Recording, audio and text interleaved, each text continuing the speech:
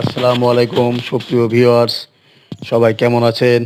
আজকে সম্পূর্ণ নতুন একটা ভিন্ন ভিডিও নিয়ে আপনাদের সামনে হাজির হয়েছি। আশা করি আজকের ভিডিওটা আপনাদের অনেক ভালো লাগবে। বন্ধুরা, আজকে গিয়েছিলাম সামনে পবিত্র রমজানকে উপলক্ষ করে প্রতি বছর আমরা কিন্তু বেসন ভাঙাই, মানে ইফতার করার জন্য আমরা বেসন ভাঙিয়ে নিয়ে আসি মিল থেকে। আমরা কিনা বেসন ব্যবহার করি না।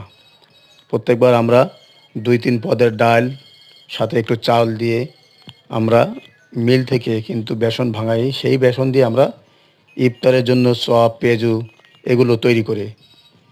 তা এবারও গেছিলাম আজকে খুলনার বানরগাতি বাজারের যে